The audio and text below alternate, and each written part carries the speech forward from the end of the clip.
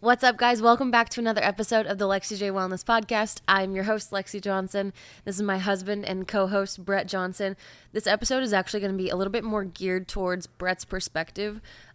This past weekend, I had the opportunity to hang out with some of our challenge winners. So just 3 phenomenal women that saw really great progress from one of our challenges, and they got to hang out with the Lexi J Wellness team. So at one point during this weekend, we were all hanging out and we were just kind of discussing posting progress photos. And it was something that was a little bit uncomfortable for them, just because it's such a huge part of my business and like the ecosystem I'm in, that sometimes I forget that it's definitely out of the comfort zone, and I understand like the vulnerability of it. But they had also mentioned that it was out of the comfort zone of their significant others. So they actually suggested this topic, and they were really curious about your perspective, how you have navigated that with your wife being very forthcoming on the internet. It's kind of, I don't know how to phrase it, I post in a sports bra regularly. I post progress photos in a swimsuit regularly. It is not out of the norm that you see like my midsection on social media, but it's definitely something that I think that a lot of people have insecurities about with themselves. And then they were more so interested to hear your perspective on that coming as a significant other. Am I wording that? Yeah. No pressure. Does that make sense? Yeah. Yeah. So I'm curious now, because I hadn't really considered it much, just because at this point in our journey in my profession with fitness, that it's something that is very everyday. But I'm thinking back when we first got started, I was really nervous to post wearing a sports bra or a progress photo. Do you really remember when I first got started? That's what I was trying to remember. Like if I had any initial thoughts, I'm sure I did, because it was new, it was new for you and it was new for me too. But I don't know. I think that there were definite things that would have run through my mind, but it's been so long ago now. It feels like an eternity ago, but really it's only been 3 years, a little over 3 years. Yeah.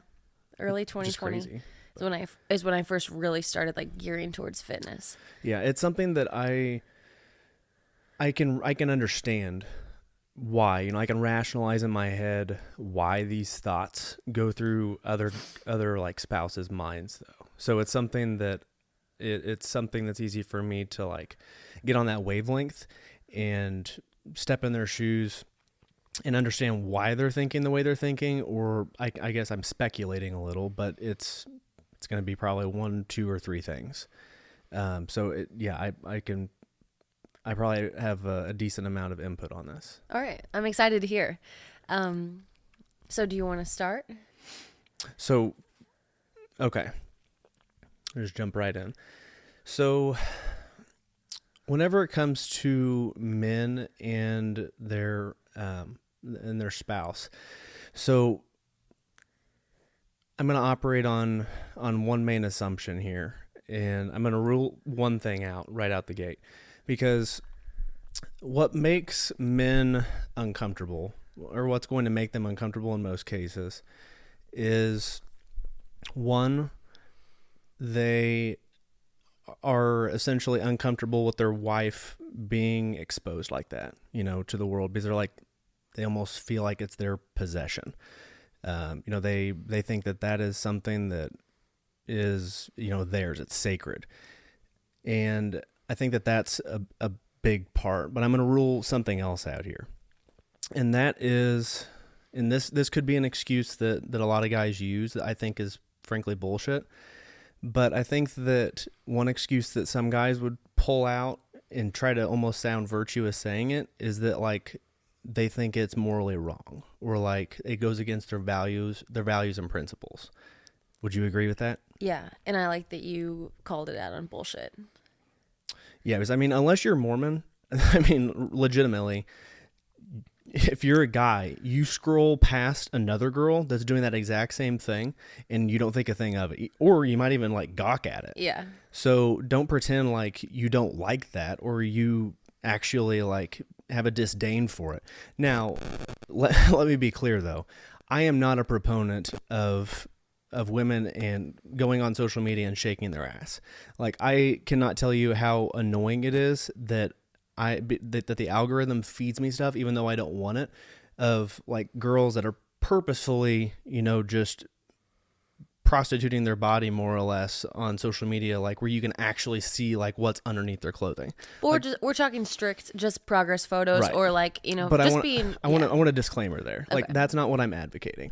So back to, like the intent. Intent is a very important thing here. These women that we're talking about right here, they're going on with the intent to show progress for the sake of, one, being proud of themselves, and two, hopefully empowering another woman to do the same thing. Those are the intents. Like, there's no other intent. And likely, it is a huge mental like step for them to even get the courage to post that themselves. Oh, absolutely. It's such a vulnerable thing in the first place to put yourself out there, because one, if you've seen dramatic progress, it likely means that you were not pleased at all with where you started out. And even if you're in a better spot now, it is still such a vulnerable thing to admit that you were at that point where you were so unhappy. And yeah, like getting over that own mental obstacle and being just authentic enough to put yourself out there, that's huge. That sucks. It really does. So that in the first place is massive. And I'm glad that you hit on that as well. Yeah. I mean, even as a male, I can recognize that it's like an uncomfortable thing to post like a picture of yourself with your shirt off. Like 90% of men, I would say, whether or not they want to admit it, like they're self-conscious of the way they look, no matter if they look really good or really bad on the spectrum of like overall well-being. Like, you're always going to pick apart yourself. That's human nature. So even as a male, you're going to do that. But in like female culture, it's that times 10. So, and it's not just you, it's the other women that are going to like judge you for doing it. And they're also going to try to pick you apart or put a bad spin on it and put in a gossip text or whatever. And I'm not a woman, but I've seen a lot of woman culture. I was gonna say, just listening to the past like 5 minutes, tell me your wife operates in a female entrepreneurial space without telling me. Like, you hear a lot of it. Yeah, and I mean, my entire team is female. Yeah, so I mean, I can sympathize with that. So back to the original conversation, for the, and again, I'm talking from my perspective here, a husband to a wife. For a husband to step in and intervene, let's just say that the wife finally gets the courage, or the significant other finally gets the courage to actually post something with their progress photos with absolutely no intent whatsoever of it being like a provocative photo. Like, you're standing there like you would looking at yourself in a mirror, just like front face. It's not like you're throwing your ass around. Yeah, it's essentially like a mugshot. Right. I mean, it's about as innocent of a pose as there is. It's just you're showing like you can't see progress through an XL t-shirt. So while I understand that there is probably a mental hump to get past, because I'm sure I had to go through the same thing to a certain extent, you have to know at the end of the day, like, that if your relationship isn't strong enough where you feel like that is somehow putting your relationship at risk, that, if your wife is in a bathing suit, essentially, like, what's the difference really? If she's in underpants and a bra or a bathing suit. I've never understood that. Like, women, if you walk into a room and a woman's in her bra and her underpants, she'll run away and it's like an awkward situation. But then everybody goes to the pool and they're wearing the exact same thing, but it's called a different thing, so then it's acceptable. Yeah. I've never understood that. But side tangent. But the fact that it's probably highlighting an insecurity, either in your relationship or in yourself. It could just be that you don't think your relationship's strong enough to withstand, this thing, which that sounds kind of absurd, but I'm sure that is the case for a lot of people whose relationships aren't that strong, or they communicate poorly or whatever. But if you don't look good yourself and your wife looks really good, then it's like highlighting the fact that you look poor. So then, whether or not you want to admit it, it's more about you at that point than it is about them. And I think that that's a huge element in this. Now, I'm not saying that's the case every time. I'm not going to get every husband triggered because I'm saying that they look like shit. But I mean, let's be honest here. How often do you see a wife that looks like really good, like she takes care of herself, and you see the man that looks like shit? I mean, it's it's not that uncommon. So let's just be real here. I mean, that could be a huge element, is just it highlighting an insecurity in yourself. Yeah, I would certainly agree with it. And I also feel like you had mentioned at the beginning kind of like an ownership thing, and maybe it's not necessarily that, but this is signifying, like, if you've made this progress, if you have, made huge strides physically to the point where you're showing progress photos off, that means that you have consistently executed and kept promises to yourself, and you are proving that you're reliable to yourself. You have gained that confidence.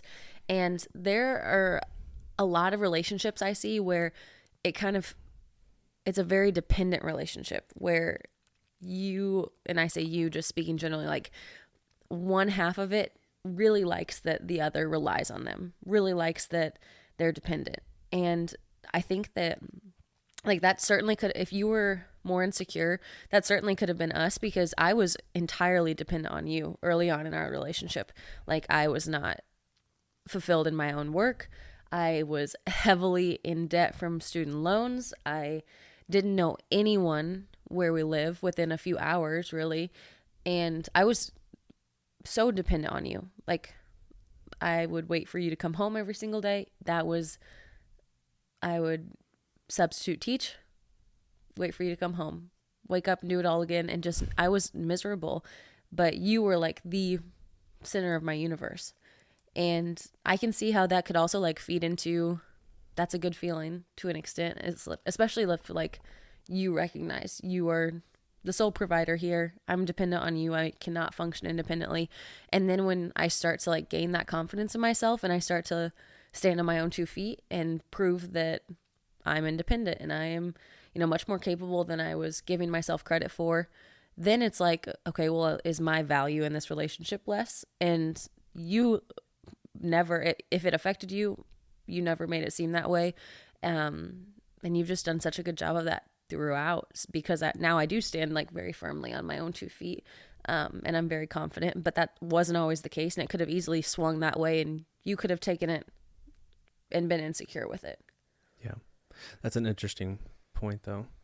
Yeah. Like I just feel like a lot of times, especially if you're in a bad space and you're starting a fitness journey, like early on, you could be dependent on someone else because you're not confident at all. Mm-hmm. Yeah. If I hadn't even thought of it from that perspective, that like if the husband in this particular scenario that you're describing here, like if like you used to be very dependent upon me, if the wife is like very dependent upon the husband, and then they all of a sudden start to gain some independence through gaining self-confidence and whatever it is that they're doing to gain that self-confidence, and they start to actually feel like an individual, they no longer are so dependent upon another individual to feel any sort of life, to feel worthy, to feel like they have a purpose. And then it's like almost it triggers a reaction from the husband. It's like, wait a second, what's this? Are you changing? Yeah.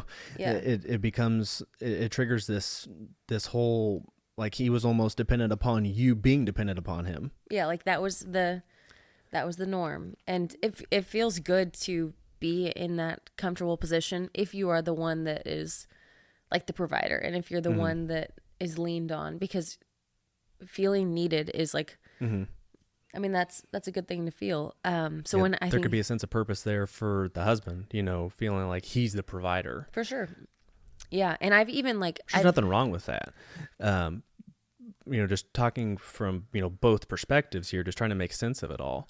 I could see why that would, trigger this response. Yeah. And I've seen it and heard from so many of our clients as well, like saying, they kind of felt that way as if they were like, they relied on their children for that sense of fulfillment and that sense of identity. And then when they started like really coming to their own and gaining that independence and gaining that confidence, they were like, I mean, it didn't make them any less of a proud mom or a doting mother or anything like that, but it was kind of a recognition that I'm still an individual aside from being a mom. Like that person that existed before they were here still exists. And I actually had this conversation, recently coming home from that event. And it was Mike, and we were talking, and she was like, it just, in really putting myself first, I kind of used, or beforehand, I kind of used her daughter Kennison. Like she really, like, she was the sole provider there. And she said, I used her as kind of my security blanket for a little bit. And she said, it wasn't until I really started taking care of myself, with the workouts and nutrition, that I gained that confidence in myself. And then I kind of remembered that I was still a person. Like I was a mom, yes, and that didn't make me any less of a mom, but I was, first and foremost, I'm me. Mm-hmm. And I think that it can be really triggering watching that evolution happen, probably as a spouse, because you're just used to what you're used to. Mm-hmm. And you're not the one experiencing those feelings of, just discomfort or inadequacy. So watching it from the outside looking in, it just looks like, oh, they're moving on from us. They think they're too good for us, which I think comes back to that insecurity. Definitely. Yeah, everybody's got their own story, and everybody like is gonna like change throughout their life. And your success doesn't mean that, if success is not a finite thing. I think that's one of the biggest misconceptions in our world, is that you see somebody else have success and you assume that takes away an opportunity for you to find success. And that works the same in our relationship.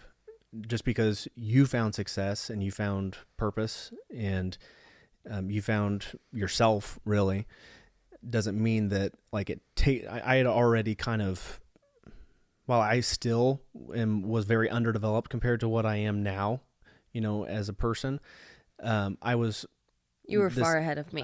That sounds arrogant, but like I was farther ahead than you, just because I had a little bit more of a purpose. I felt more of a purpose. Now I've felt a lot more purposeful from then to now. Everything's an evolution, but just based on that phase of our life. Yeah, and you had more stability, like from a work position, from a financial space. Like I was just like rocky all over. But point being, like, that didn't take away my ability to find success in my own right, So there's a lot of different ways. I got an itch, but I don't hit the microphone. There's a lot of ways that you can look at this, but the whole gist of it really comes down to deciphering what it is that makes the spouse uncomfortable. If you can point towards it and really get to the root of it, and not just say, well, there's going to be a defense mechanism. Like if you ask somebody why it bothers them, they're going to get triggered most likely. Like the first inclination is going to be, well, why do you even need to ask me that? It just makes me uncomfortable. Like, okay, well, why does it make you uncomfortable? Is it making you uncomfortable because it means that I'm changing, or you think that it's like morally unacceptable, or you think that it's going to trigger small town talk? Do you what is it? What is the underlying reason? Because most likely it's something that's way overblown in your head. And even if there is something that it'll trigger, in terms of a reaction from somebody else, does that person's reaction that you'll never even actually see or hear, does that actually affect you in your day to day? And if you actually follow through and you post those progress pictures, are you going to feel better about yourself after you get all that positive reinforcement that you're going to get from the people that do have your back? Because there's 99 people out there for every 100 that are going to advocate for you, and even if there's one that's advocating against you, they're probably going to stay shut up. Or if they do say something, call me, then they're going to have some bitches down their throat. So I mean, just having that conversation. This dude's been around LJW. There's going to have some bitches down their throat. For real, though. But I mean, just being able to get to the root of it is, I think, important. And that sounds so simple. But really, at the end of the day, people avoid the root of the problem because they're afraid to admit it because of their own pride or whatever. I think that's really good. A good point also, because like, okay, so say you post these progress photos and you get that initial reaction, your knee jerk is just to like, okay, you want to damp out that flame. So you take them down, but it's not solving like what caused that reaction. And it's like that ruminates in your mind, and I'm sure it ruminates in theirs as well. So like having that conversation, and like Brett said, get to the root of it. Like, are you worried about what people are going to think? Are you worried about how I will be perceived? Are you worried about like, you know, who's messaging me about these photos? Like, is there anything shady going on? And just talk about it. Just be upfront about it, because like he had mentioned, the positive impact that putting those examples of success out are, oh my gosh, they're so far outweigh the negative repercussions. And if it means an uncomfortable conversation, I think that's well worth it, because there are so many people that are in that position that you were when you first got started that are looking to you as an example. And I know a lot of people think that you can't post photos until you are at the end of your journey. You know, I am such an advocate of post during the journey, post the middle, post the nitty gritty, dirty work that nobody ever sees, because that is the stuff that people need to recognize. That's the stuff that people need to identify. It's part of the process. It is not the beautiful transformation in the viral TikTok that we all see. Like, there is a lot of hard shit that happens in between. And there's someone that is in the exact position that you were when you got started that is looking to you to lead the way and to light the path. And if you can do it, that means they can do it also. So I understand that like it may take an uncomfortable conversation, and it takes a lot of guts to post that photo, but leading by example it's the only way to lead. But it is so empowering to so many people that don't have the guts to do what you've done. And you may not feel like you're doing very much. You're just doing these at-home workouts. You're just tracking your food, or you're just getting your steps in. And it seems very insignificant in the grand scheme of things, but you're changing the trajectory of your family's life. And then if you can just make one person impact, you're changing the trajectory of their lives. And it's a worthwhile endeavor. Yeah. Two things on that. One, if you don't show the process, then really like if there's like a 2-year gap or whatever, then it's just like you have like the final photo and you have the beginning photo. Nobody sees the in between, and the people that would have been able to relate to the whole process that you went through, because they're in the same situation that you were, they no longer feel like they can do it, or they feel less empowered to do it, because it's like, man, they must have had a shortcut. Because look at the before, look at the after. I don't see anything in between. Yeah, I don't know what she's been up to this whole time. Right. Yeah. What's the weight loss pill that she's been taking? You know, I want that. Where's the tapeworm that she took? Give me one of them. Yeah, I also think like I talked about this recently in a Lexi J Wellness workout. Like, if you have ever like seen tremendous progress, and then someone was like, well, I wish it was that easy for me, you want to punch that person in the freaking face. Like, it is so dismissive, and it discredits all of your hard work. And if you are not intentional about, you know, being authentic and showing the hard work that it takes, then it really, like Brett said, like it gives them that perspective where it must have been easy for you. And I'm not saying that everyone needs to become a fitness influencer or, you know, post what they eat for every meal. But I do think that it's important to show the journey and show your wins. I know that a lot of people say like work in the dark, you know, let your wins speak for themselves. And I'm all for that. But man, I think that community is so worthwhile, and it's so rewarding. And yes, I'm sure that you could do it alone. You can get where you want to go to, but if you could do it side by side with a lot of people that are also navigating the same thing, I think it's a hell of a lot easier, and it's a hell of a lot more rewarding and supportive along the way, knowing that you're not alone in it. Right. Yeah, I know. I 100% agree. We don't need like 8-9 billion like fitness influencers out there. That's not like what we're advocating for here. What we're advocating for here But if you want to post it. Yeah, what we're advocating for here is like show your wins. Like Andy Purcell always says, like, don't be afraid to show your wins. Like, wins are empowering. It shows other people that things can be done that they didn't think were possible. And it just empowers others to do the same thing. It shows what hard work actually achieves. In a society that almost, like, tries to demonize, like, hard work, like everything that goes against, the easy path, like, that is, at the end of the day, what is going to get you, like, the most fulfilling things in your life is doing the things that nobody wants to do and going against the grain. It's hard, it's gritty, but it's worth it. But my second comment that I was going to include earlier is, while my personality type can sympathize with this a lot, but don't apologize. Like, don't make your first, like, part of your caption or your post an apology for doing what for posting what you want to post. Like, don't start it out by saying, I'm sorry, but I needed to say this, I'm sorry, but, or I didn't want to post this, but, or I know this is going to piss some people off, but. Don't apologize for it. Just be confident and express what you're thinking, and be willing to just, like, take the heat from somebody who doesn't like it. Like, who cares? They can screw themselves. The people that want to see what you're putting out there will continue to follow you. If they don't want to see what you're putting out there, they will stop following you. At the end of the day, that's all that happens. That's it. It's not this whole big, scary, daunting thing, really.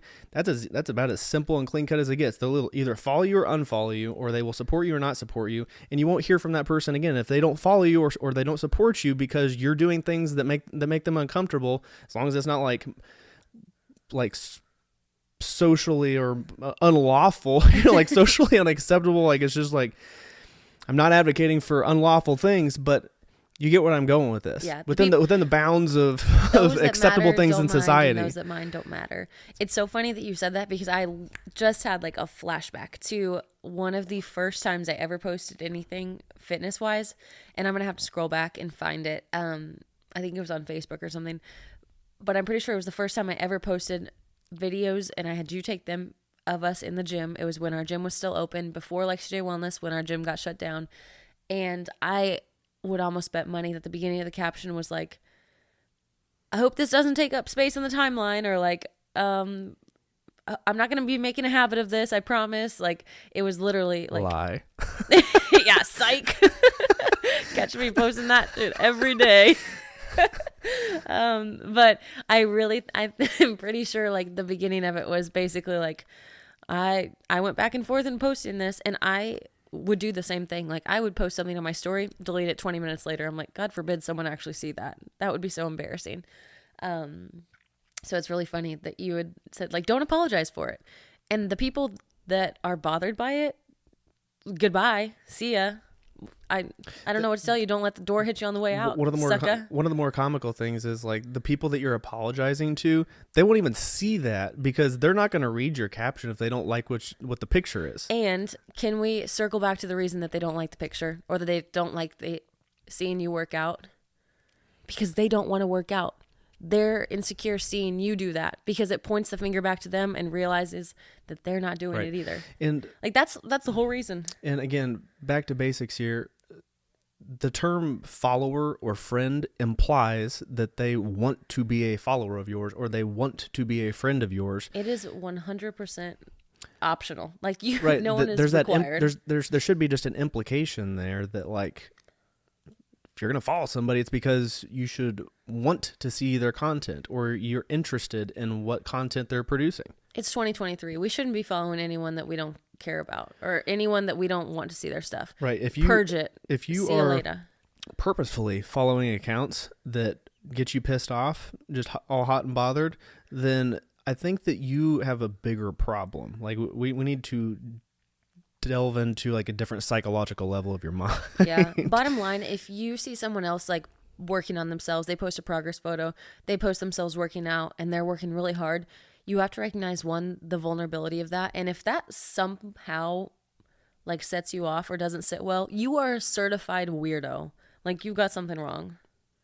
I think that's Feel ridiculous. certified weirdo. You That's like a tagline of yours. you are a certified weirdo.